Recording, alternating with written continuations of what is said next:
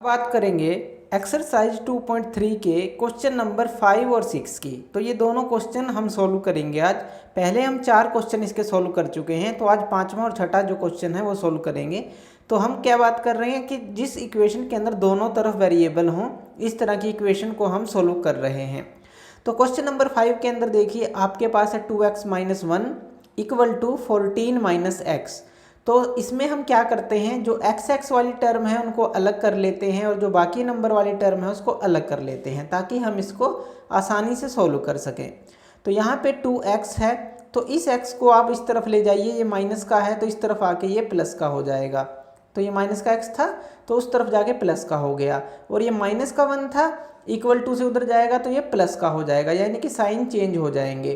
तो यहाँ पे क्या आ जाएगा, 2x + x 3x और 14 + 1 15 आ जाएगा। x की वैल्यू क्या आ गई यहाँ पे 15/3। जब आप इसको कट आउट करेंगे x की वैल्यू क्या आ गई 5, तो x की वैल्यू आ गई 5। अब इस x की वैल्यू 5 को हम चेक करेंगे कि यह सही आई है, तो हम इसको लेफ्ट हैंड साइड और राइट हैंड साइड पुट करके देखेंगे। अगर दोनों वैल्यू बराबर आ जाती है तो ये बिल्कुल सही है। तो यहाँ पे 2x के जगह वैल्यू आप क्या पुट करेंगे, 5 पुट करेंगे, -1 इक्वल टू 14 माइनस, यहाँ भी x की जगह आप क्या पुट करेंगे 5 पुट करेंगे। तो यहाँ पे ये मल्टीप्लाई होगा, 2 पंजे 10 -1 इक्वल टू 14 - 5, ये कितना आ जाएगा 9। और यहाँ 10 - 1 क्या आ जाएगा 9, और ये भी क्या आ जाएगा 9, यानी कि लेफ्ट हैंड साइड जो है equal to right hand side है, यानी कि x की वैल्यू जो है बिल्कुल करेक्ट है, हमने पुट करके देख ली है। क्वेश्चन नंबर 6 की बात करते हैं। आपको दिया है 8x + 4 इक्वल टू 3x - 1 + 7। तो यहाँ पे देखिए ब्रैकेट के अंदर x - 1 दिया है और 3 यहाँ मल्टीप्लिकेशन में है। तो हम इसको सॉल्व करते हैं। पहले तो हम लिख लेते हैं 8x + 4, पहले हम इसको मल्टीप्लाई कर लेते हैं। 3 को x से किया 3x, और 3 को फिर 1 से किया -3, और प्लस में यहाँ पे क्या है, यहाँ पे है 7।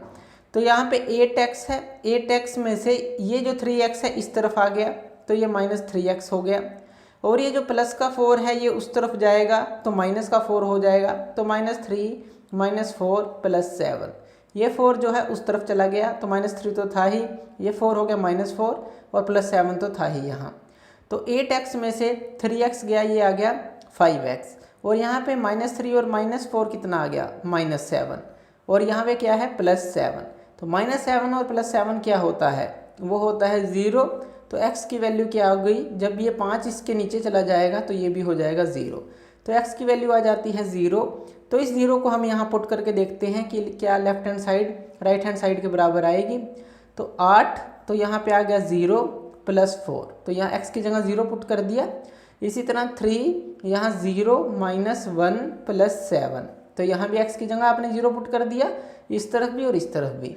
अब ये तो हो गया 0, तो यहाँ पे क्या बच गया 4, ये तो 0 हो जाएगा सारा टर्म। और इसके बाद यहाँ पे 3 × 0 0, और 3 - 1 के साथ ये मल्टीप्लाई होगा तो -3 आ जाएगा।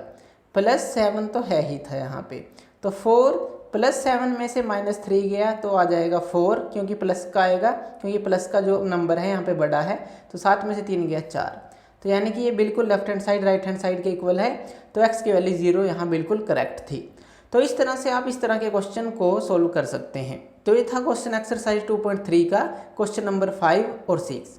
और ज़्यादा अपडेटेड वीडियोस के लिए आप हमारे चैनल ज्ञान लो पे हमें सब्सक्राइब कर सकते हैं। Thank you.